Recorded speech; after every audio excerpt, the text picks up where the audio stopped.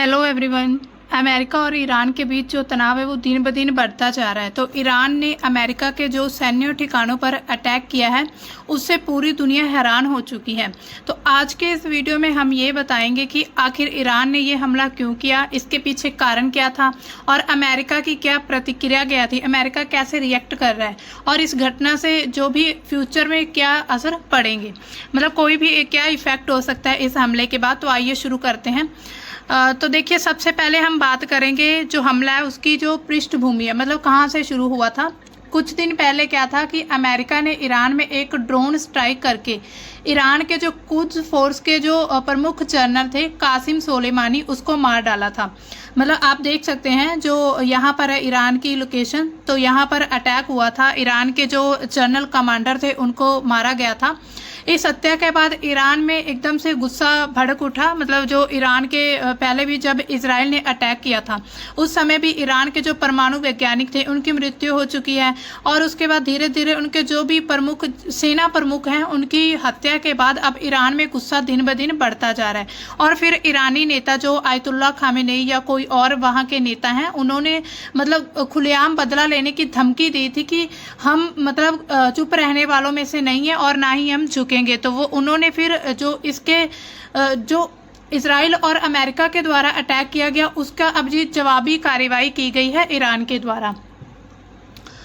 अब देखिए क्या होता है कि ईरान जो है वो मतलब इतना गुस्से में था कि उसने फिर अपनी जो मिसाइलें लॉन्च कर दी। जो भी एयर बेस हैं ईरान के जो अमेरिका के एयरबेस ठिकाने हैं, यहाँ पर पहले लोकेशन मैप में देखिए, ये सभी जो मिडिल ईस्ट का एरिया है यहाँ पर जो अमेरिका के एयरबेस स्थापित किए गए हैं।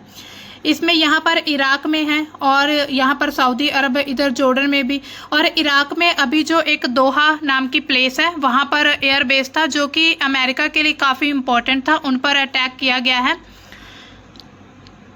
Iran fires missiles at US bases in Qatar, मतलब वहाँ जो कतर का एक दोहा वहाँ की एक प्लेस है वहाँ पर यूएस का एयर बेस था, उस पर अटैक किया गया है ईरान के द्वारा। यहाँ पर आप देख सकते हैं अल उदीद एयर बेस है कतर में, तो इस पर अटैक हुआ है। इससे अब जो अमेरिका वो अपनी प्रतिक्रिया दे रहा है। ईरानी हमलों की अगर हम कारण देखें, इनके पीछे कारण क्या है, तो अमेरिका के द्वारा जो वहाँ के जो ईरान के जो भी जनरल कमांडर थे, जो भी सेना प्रमुख थे, उनकी हत्या हुई थी। उसके बाद उनका बदला लेने के लिए ईरान ने ऐसी प्रतिक्रिया की है। ईरान क्या चाहता है कि मेरा ये जो मिडिल ईस्ट का क्षेत्र है इस पर मेरा प्रभाव बढ़ता रहे। मतलब वो एक तरफ तो इजराइल को पूरी तरह से समर्थन कर रहा है, इजराइल भी उसका समर्थन लेने के लिए तैयार है, हालांकि दोनों के बीच में अच्छी खासी दोस्ती है। उसके बाद जो बाकी कंट्रीज है, सीरिया, इराक, सऊदी अरब, तो इन सभी में भी जो है अमेरिका अपना प्रभाव बनाए रखना चाहता है, अपना दबाव बनाना चाहता है और अपनी जो सैन्य शक्ति प्रभाव को वैसे ही बरकरार रखना चाहता है। इसके बाद क्या होता है कि एक ये भी कारण है कि ईरान और जो अमेरिका का 2018 का परमाणु समझौता हुआ था उसके बाद अमेरिका उस समझौते से बाहर निकल गया था। मतलब इसके बाद से ये शक होने लगा था अमेरिका और इजराइल को कि ईरान कहीं ना कहीं परमाणु हथियार बनाने में जुटा हुआ है। मतलब एक समय ऐसे आएगा कि ईरान परमाणु हथियार बना लेगा और फिर जिनके साथ ईरान के अच्छे संबंध नहीं है, जिन देशों के साथ, उनको इसके मतलब साइड इफेक्ट्स नज़र आते हैं कि कहीं वो हम पर किसी भी समय न्यूक्लियर बॉम्ब से अटैक कर सकता है। तो इसी वजह से सबसे पहले इजराइल ने कार्रवाई शुरू की थी, उनके जो ईरान के परमाणु ठिकाने थे उन पर अटैक हुआ।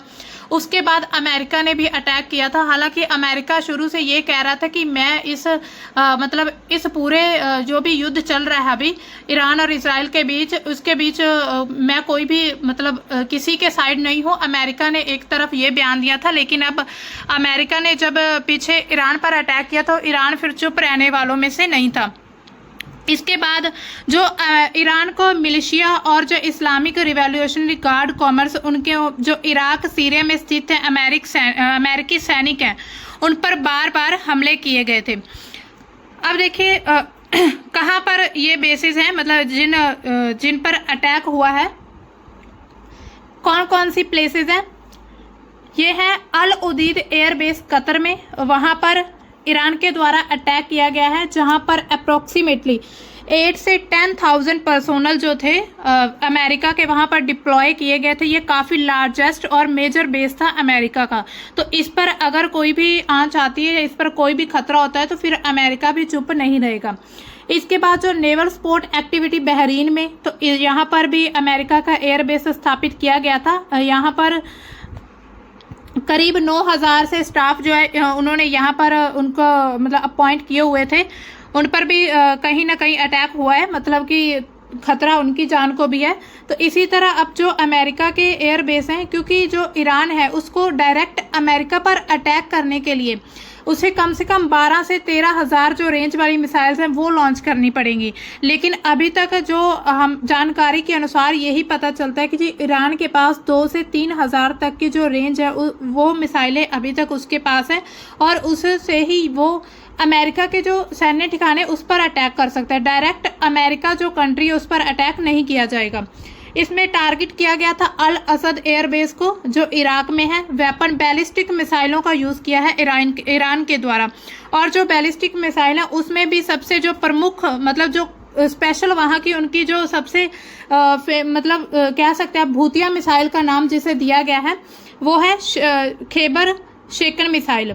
तो 2022 में इसको शुरू किया गया था, इसको लॉन्च किया था, और इसकी रेंज है 1500 किलोमीटर। ये ईरान की जो है ठोस ईंधन वाली मिसाइल थी जिससे लॉन्च का समय तेज था, और जो ऑपरेशनल मतलब बहुत सक्सेसफुली ऑपरेशनल इसको लॉन्च किया गया, और इसका जो रिजल्ट है वो भी सक्सेसफुली निकला है। इसका वजन अगर देखें तो 500 किलोग्राम होने का अनुमान है। तो ये देखिए ऐसी मिसाइल होती है, ये जो वहाँ की फेमस मतलब उनकी काफ़ी इम्पॉर्टेंट मिसाइल है खैबर शेकन मिसाइल। इसके बाद और मिसाइल्स का भी यूज़ किया गया है। करीब बताया जा रहा है कि 10 से 12 मिसाइलें लॉन्च की गई थी ईरान के द्वारा अमेरिका के सैन्य ठिकानों पर हमला करने के लिए। इसमें हज कामेस मिसाइल है, इसको 2020 में शुरू किया गया था, सबसे पहले लॉन्च किया था, और इसकी 1400 किलोमीटर की रेंज है, और ये 12,000 किलोमीटर प्रति घंटे की रफ्तार तक ये अटैक कर सकती है। इसके बाद इमाद मिसाइल, इसको 2024 में हाल ही में अभी इसको लॉन्च किया गया है। ये अपनी पैंतरेबाजी के लिए जानी जाती है, मतलब कि जो इससे उड़ान के दौरान रास्ता बदलने की अनुमति भी देता है। अगर मान लीजिए इस मिसाइल को लॉन्च कर दिया गया, कहीं पता चलता है कि इस पर अटैक होने वाला है, या फिर मतलब जो इसका टारगेट था वो टारगेट साइड हो गया है, तो ये अपनी जो अपना रास्ता है वो भी बदल सकती है। ये एक ऐसी मिसाइल है। यहाँ पर आप देख सकते हैं, ये देखिए कतर का दोहा जो है, यहाँ पर कतर में दोहा, यहाँ पर अटैक किया गया ईरान के द्वारा। तो इससे जो अमेरिका है, एक तरफ से तो अमेरिका को थोड़ा खतरा भी है बन चुका है, मतलब कि जो अमेरिका है उसको थोड़ा डर भी उसके अंदर बैठ चुका है कि अब मेरी टक्कर में भी कोई आने वाला है सामने। अब देखते हैं मतलब इससे क्या रिजल्ट निकलेंगे, आगे आने वाली जो भी न्यूज़ होंगी उससे अपडेट मिलती रहेंगी। अब हम देखते हैं कि ये जो दोहा की जो एयरबेस है अमेरिका के लिए इतना ज़्यादा इम्पोर्टेंट क्यों था। जो अमेरिका इतना मतलब एक न्यूज़ ये भी आ रही है कि अमेरिका के द्वारा अब सीज़ फायर की भी बात की जा रही है। मतलब ऐसा क्या था इस जगह पर जब ईरान ने अटैक किया तो उसके बाद अमेरिका तुरंत ही सीज फायर के लिए रेडी हो गया। तो अब देखिए ये एक मिलिट्री हब है, मध्य पूर्व में मुख्य जो सैन्य केंद्र है अमेरिका का, क्षेत्र में सबसे बड़ा अमेरिकी सैन्य बेस था। मिडिल ईस्ट का अगर हम कोई भी एयर बेस देखें या मिलिट्री बेस देखें अमेरिका का, तो सबसे बड़ा कतर में दोहा का जो था वही था, जिस पर अभी अटैक हो चुका है। लगभग 10,000 से ज़्यादा अमेरिकी सैनिक यहाँ पर तैनात किए हुए थे। इसके अलावा इराक, सीरिया, अफगानिस्तान, तो इन सभी में जो भी अमेरिकी अभियान है उनके लिए इम्पोर्टेंट था। जो भी मिलिट्री एक्सरसाइज होती थी अमेरिका के द्वारा यहाँ पर की जाती थी, इसके लिए ये काफ़ी इम्पोर्टेंट था अमेरिका के लिए। इसके अलावा जो अमेरिकी सेंट्रल कमांड है उसका हेड ऑफिस भी यहीं पर था, कतर दोहा में, और अमेरिकी जो वायुसेना है उसके सेंट्रल कमांड का जो मुख्यालय यही था।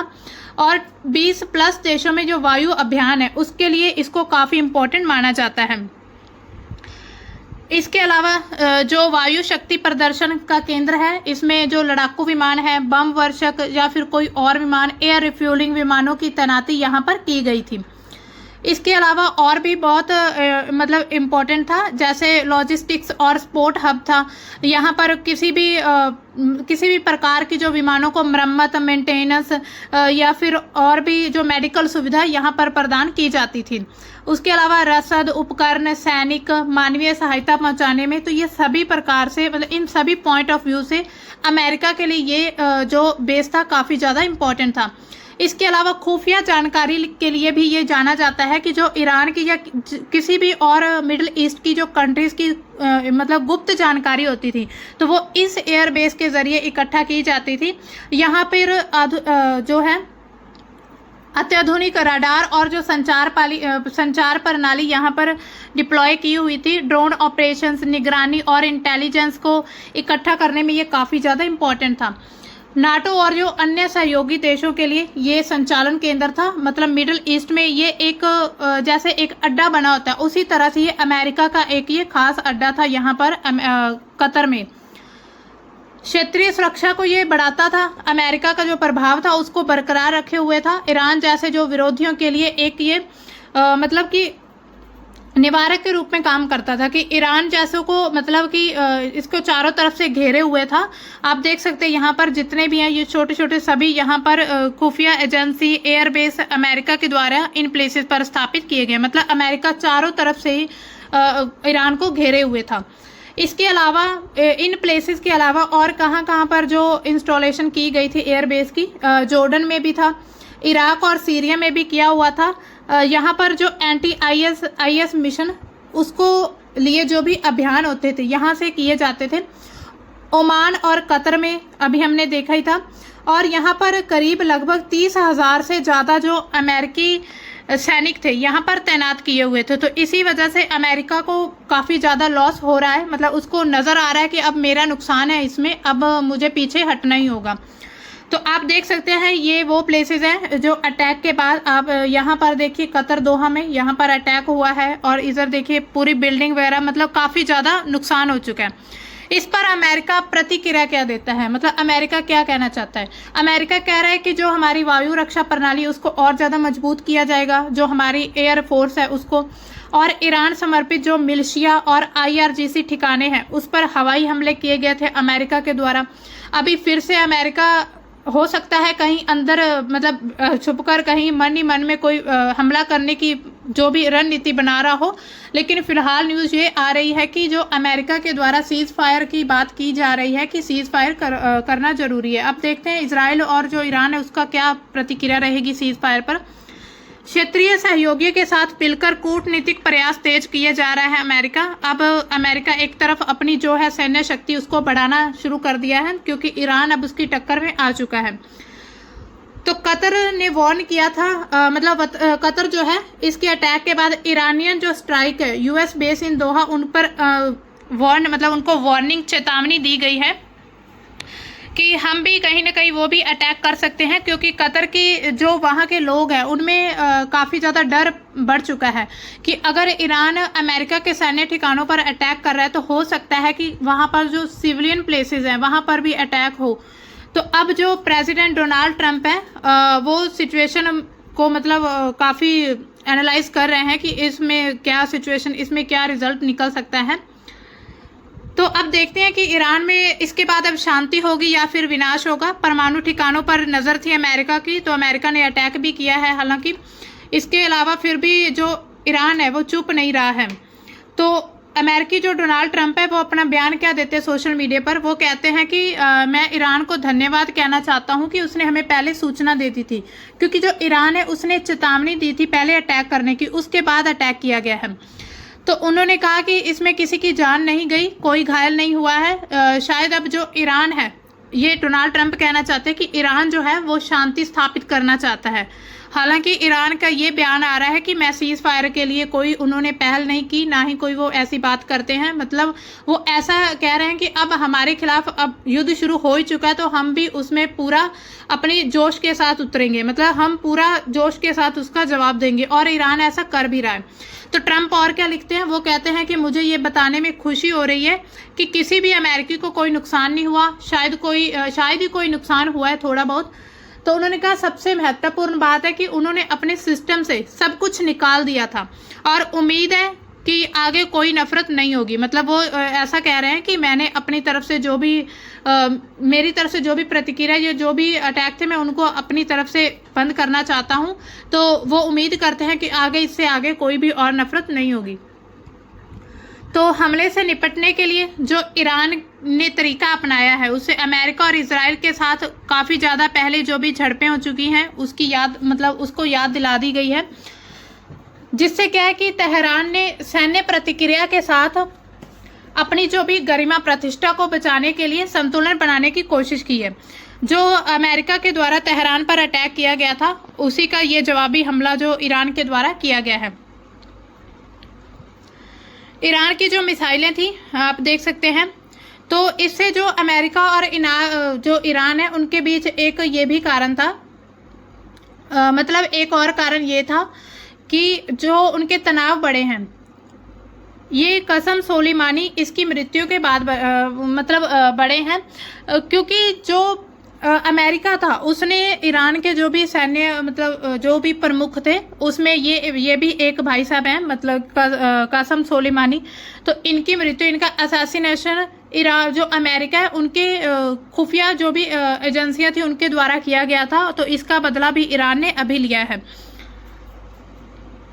इस पर क्या अब देखिए, जो नेतन्याहू हैं इजराइल के जो वहाँ के पीएम, उन्होंने कॉन्ग्रेचुलेशंस कहा था ट्रंप को जब ट्रंप ने अटैक किया था ईरान पर। तो इसके बाद मतलब जो है ईरान और अमेरिका के तनाव तो बढ़ते जा रहे हैं, लेकिन इजराइल और अमेरिका की दोस्ती वो और गहरी होती जा रही है। इससे क्या है कि जो मध्य पूर्व कंट्रीज है उसमें काफ़ी ज़्यादा क्षेत्रीय तनाव देखने को मिल रहे हैं।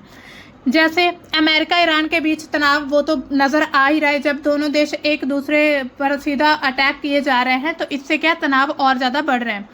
तेल आपूर्ति पर असर पड़ता जा रहा है। मतलब जो ईरान है उसने अपना जो होर्मुज जलडमरू मध्य उसको बंद करने की धमकी दी थी। हालांकि अब वहाँ का जो एक्सपोर्ट है, तेल एक्सपोर्ट, ऑयल एक्सपोर्ट बंद कर दिया गया है।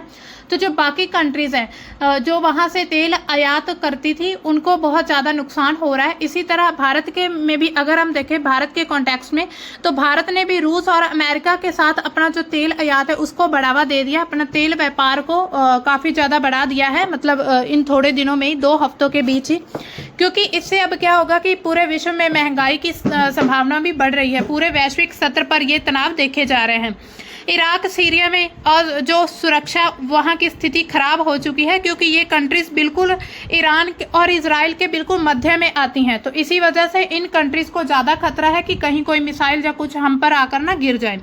अब देखिए इस पर कतर क्या प्रतिक्रिया देता है। जो कतर के लोग हैं वो काफ़ी डरे हुए, घबराए हुए लोग हैं, तो उनके द्वारा क्या प्रतिक्रिया दी जाती है। उन्होंने कहा है कि ये जो भी मतलब स्थिति बनी हुई है इसको बैलेंस करने की कोशिश की जा रही है और इसके लिए अंतर्राष्ट्रीय कानून की पालना की जाएगी। मतलब कि जो कतर है वो डायरेक्टली किसी भी और कंट्री की तरह यहाँ पर सीधा अटैक नहीं करेगा। वो मतलब जो इंटरनेशनल जो भी कानून बने हुए हैं उनको पूरी तरह से फॉलो करेगा। तो और इसने जनता को आश्वस्त तो किया है, मतलब जनता को यकीन दिलाया है कि सुरक्षा स्थिति ठीक हो जाएगी। लेकिन अब इस पर और क्या असर पड़ेगा क्या नहीं, ये तो अब आने वाले समय में ही पता चलेगा। इसके अलावा क्या है, अगर हम भविष्य की जो संभावना मतलब लगाएं कि भविष्य में क्या कुछ हो सकता है, तो कुछ जो एक्सपर्ट्स हैं वो ये भी मानते हैं कि ईरान के इस हमले के बाद एक नया युद्ध भी बन सकता है, युद्ध शुरू हो सकता है।